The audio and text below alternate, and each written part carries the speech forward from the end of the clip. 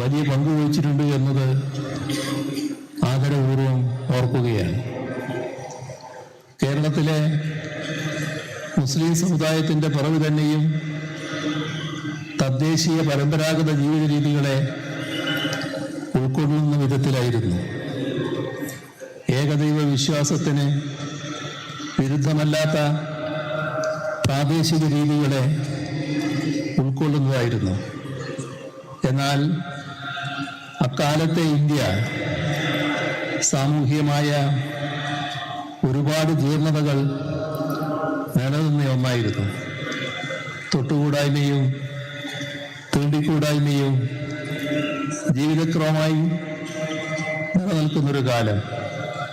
ആ ജീർണാന്തരീക്ഷത്തിൽ നിന്ന് സമുദായത്തെ മോചിപ്പിച്ചെടുക്കുക എന്നതായിരുന്നു ആദ്യകാലത്ത് പണ്ഡിതശ്രേഷ്ഠന്മാർക്ക് ചെയ്യാനുണ്ടായിരുന്നത്. അത് അവർ നന്നായി തന്നെ ചെയ്തു. ആ പശ്ചാത്തലത്തിൽ വേണം സൂഫികളുടെ ചരിത്രപരമായ പാരമ്പര്യത്തെ പോലും കാണാൻ. ജീർണതകളിൽ നിന്നുള്ള മോചനത്തെയാണ് നവോത്ഥാനം എന്ന വാക്കുകൊണ്ട് അർത്ഥമാക്കുന്നത്. അത്തരത്തിലുള്ള നവോത്ഥാനം ഒറ്റയടിക്കോ ഒരു രാവ് വെളുക്കുന്ന സമയം കൊണ്ടോ സാധ്യമാക്കാവുന്നതല്ല. ലോകത്തിൻ്റെ ഏത് ഭാഗത്തായാലും അത് ഒരു നീണ്ട പ്രക്രിയയാണ്, എന്നും തുടരേണ്ട പ്രക്രിയയുമാണ്. അതിനെ ആ വിധത്തിൽ തന്നെ കാണുകയും സമൂഹത്തിൽ നടപ്പാക്കി പോരുകയും ചെയ്ത ചരിത്രമാണ് സമസ്തക്കുള്ളത്. ലോകത്ത് നവോത്ഥാനം രണ്ട് വിധത്തിലുണ്ടായിട്ടുണ്ട്. ചിലതിന് സംഘർഷാത്മക സ്വഭാവമാണ് ഉണ്ടായിരുന്നെങ്കിൽ മറ്റു ചിലതിന് വൈജ്ഞാനിക സ്വഭാവമാണ് ഉണ്ടായത്. യൂറോപ്യൻ നവോത്ഥാനം മതങ്ങളെയും വിശ്വാസ പ്രമാണങ്ങളെയും ചോദ്യം ചെയ്തുകൊണ്ടാണ് പുരോഗമിച്ചത്.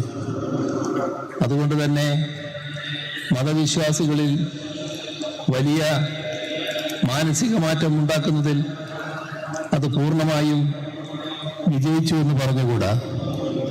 എന്നാൽ മുസ്ലിം സമുദായത്തിലെ നവോത്ഥാനം വിദ്യാഭ്യാസ പുരോഗതിയുടെയും വൈജ്ഞാനികമായ വെളിച്ചത്തിൻ്റെയും വഴിയിലൂടെയാണ് സഞ്ചരിച്ചത്. അതിൻ്റെ നായകസ്ഥാനത്താണല്ലോ നബിയുടെ തന്നെ സ്ഥാനം. ഹിജ്റ 1-ാം നൂറ്റാണ്ടിൽ തന്നെ കേരളത്തിലെത്തിയ ഇസ്ലാം ഇതേപോലെ സ്വയം നവീകരിച്ചുകൊണ്ട് തന്നെയാണ് എക്കാലവും മുന്നോട്ട് പോയത്. മാലിക് ഇബ്നു ദിനാറും മാലിക് ഇബ്നു ഹബീബും മറ്റും അതിൻ്റെ നായകരായി. തുറന്നിങ്ങോട്ടുള്ള ചരിത്രത്തിൽ അധിനിവേശ ശക്തികൾക്കെതിരായ പോരാട്ടം, ദേശീയ ബോധത്തിൻ്റെ വ്യാപനം, പുതിയ വിജ്ഞാന ശാഖകളുടെ വളർച്ച എന്നിവയൊക്കെ ഉണ്ടായിട്ടുണ്ട്. അധിനിവേശ വിരുദ്ധ പോരാട്ട ഭൂമികളിൽ ഹിന്ദുക്കളെയും മുസ്ലിമുകളെയും ഒരുമിച്ച് അണിനിരത്തിയ ചരിത്രവുമുണ്ട്. ഗാന്ധിജി നിസ്സഹകരണ പ്രസ്ഥാനം ആരംഭിക്കുന്നതിന് മുൻപേ മമ്പുറം തങ്ങൾ നിസ്സഹകരണ ഫത്വ നൽകിയിരുന്നതായി ചരിത്രത്തിൽ കാണാം. അത് വിശദീകരിക്കുന്ന ഗ്രന്ഥത്തെ അധിനിവേശ വിരുദ്ധമാണെന്ന കാരണത്താൽ തന്നെ കളക്ടർ കനോലി സാഹിബ് നിരോധിച്ചതും ചരിത്രത്തിൻ്റെ ഭാഗമാണ്.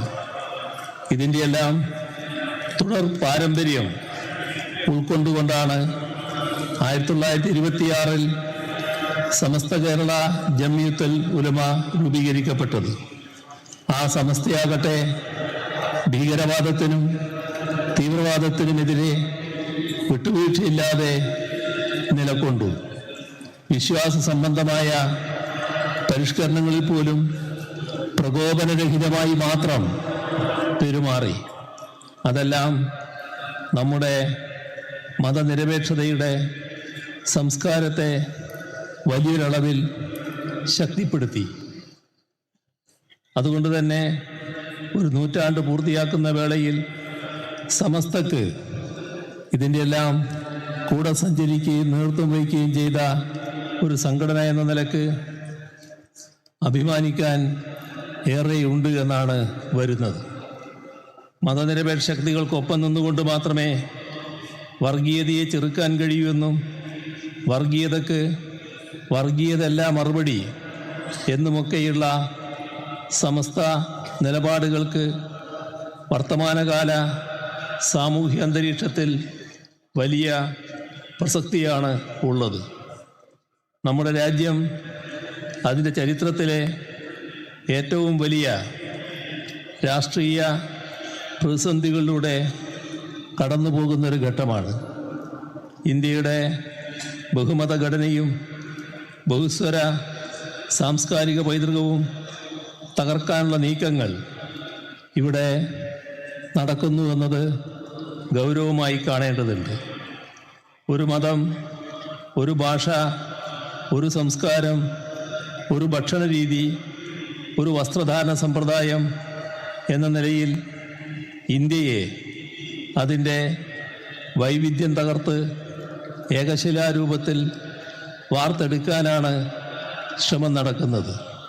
എന്ത് വില കൊടുത്തും അത്തരം നീക്കങ്ങളെ ചെറുക്കേണ്ടതുണ്ട്. ഇന്ത്യയെപ്പോലെ ഒരു രാജ്യത്ത് മതനിരപേക്ഷത ശക്തിപ്പെടുത്തിക്കൊണ്ട് പോകാൻ കഴിയേണ്ടതാണ്. മതനിരപേക്ഷ പ്ലാറ്റ്ഫോമുകൾക്ക് വർഗീയതയെ ശക്തമായി നേരിടാൻ കഴിയുകയുള്ളൂ.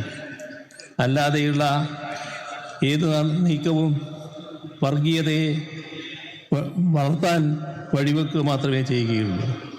ഇവിടെ എല്ലാ വിഭാഗങ്ങളും, ന്യൂനപക്ഷ ജനവിഭാഗങ്ങളും എല്ലാ മതപ്രത്യയശാസ്ത്ര വിഭാഗങ്ങളിൽ നിന്നുള്ള മതനിരപേക്ഷവാദികളും ഒരുമിച്ച് നിന്നുകൊണ്ട് വർഗീയതയെ ഫലപ്രദമായി പ്രതിരോധിക്കാൻ കഴിയേണ്ടതായിട്ടുണ്ട്. ഈ ഒരു ബോധം സമൂഹത്തിൽ പടർത്തുക എന്നത് ഏറ്റവും പ്രധാനമാണ്.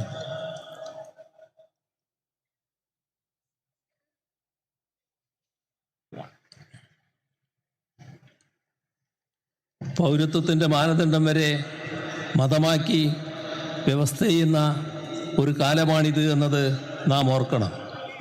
നമ്മുടെ പൗരത്വത്തിന് മതം മാനദണ്ഡമാക്കുന്നത് ഒരു തരത്തിലും അനുവദിക്കാനാവില്ല. പൗരത്വത്തിൻ്റെ പേരിൽ ചിലരെ മുദ്രയടിച്ച്, പ്രത്യേകം ചില മുദ്രയടിച്ച് ജയിലിലാക്കണമെന്ന തിട്ടൂരം വരെ ഇറക്കുന്നു. ഇവിടെ നാം കാണേണ്ടത് അത്തരത്തിലുള്ള ഒരു നടപടിയും സ്വീകരിക്കാത്ത ഒരു നാടായി കേരളം നിലനിൽക്കുന്നു എന്നതാണ്. കേരളത്തിൽ പൗരത്വത്തിൻ്റെ പേരിൽ ഒരാളെയും തടങ്കൽപ്പാളയിൽ അടക്കില്ല എന്ന് ആ ഘട്ടത്തിൽ തന്നെ അസന്നിഗ്ധമായി വ്യക്തമാക്കിയതാണ്. ഇപ്പോഴും അത് തന്നെയാണ് ആവർത്തിച്ച് വ്യക്തമാക്കാനുള്ളത്. വോട്ടർ പട്ടികയിൽ നിന്ന് ആളുകളുടെ പേരുകൾ വെട്ടാൻ ലക്ഷ്യമിട്ട് പല നീക്കങ്ങൾ നടക്കുന്നു എന്ന ആശങ്ക പൊതുവെ ഉയർന്നു വന്നിട്ടുണ്ട്. അതും ഗൗരവമായി തന്നെ നാം എടുക്കേണ്ട ഒരു കാര്യമാണ്. മാനവികതയുടെ ശത്രു ഫാസിസമാണ്. അത് ലോകത്തിൻ്റെ ഏത് ഭാഗത്താണെങ്കിലും അതിനെ നല്ല രീതിയിൽ ശക്തമായി എതിർത്തുകൊണ്ട് പോകാൻ നമുക്ക് കഴിയേണ്ടതായിട്ടുണ്ട്. ഞാൻ വളരെ മറ്റു കൂടുതൽ കാര്യങ്ങളിലേക്ക് ഈ ഘട്ടത്തിൽ കടന്നു പോകുന്നില്ല. ആദരണീയനായ നമ്മുടെ ജിഫ്രി തങ്ങൾ പ്രകടിപ്പിച്ച അതേ വികാരത്തിൽ ഞാനും പങ്കുചേരുകയാണ്. അദ്ദേഹത്തിൻ്റെ സമയം വല്ലാതെ അദ്ദേഹം വെട്ടിക്കുറച്ചതായി കണ്ടു. അതുകൊണ്ട് തന്നെ കൂടുതൽ കാര്യങ്ങളിലേക്ക് കടക്കാൻ ഞാൻ ഈ വേദി ഉപയോഗിക്കുന്നില്ല. ഈ സമസ്തക്ക് എല്ലാ തരത്തിലുമുള്ള വളർച്ചയും ഐശ്വര്യവും ഭാവിയിൽ കൂടുതൽ കരുത്തോടെ നിലനിൽക്കാനുള്ള സാഹചര്യവും ഉണ്ടാകട്ടെ എന്ന് ആശംസിക്കുന്നു. സമസ്ത കേരള ജമിയത്തുൽ-ഉലമയെ സയ്യിദ് ജിഫ്രി മുത്തുക്കോയ തങ്ങളെപ്പോലെ സമുന്നതനായ ഒരാൾ നയിക്കുന്നു എന്നത് പ്രത്യാശ പകരുന്ന കാര്യമാണ്. കാലം ആവശ്യപ്പെടുന്ന ദൗത്യം നിർവഹിച്ചുകൊണ്ട് സ്വന്തം വ്യക്തിത്വം ഉയർത്തിപ്പിടിച്ച് മുന്നോട്ട് പോകാൻ സമസ്തക്ക് കഴിയട്ടെ എന്ന് ആശംസിക്കുന്നു. 100-ാം വാർഷിക ആഘോഷത്തിൽ സന്തോഷപൂർവ്വം പങ്കുചേരുന്നു. അടിച്ചമർത്തപ്പെടുന്ന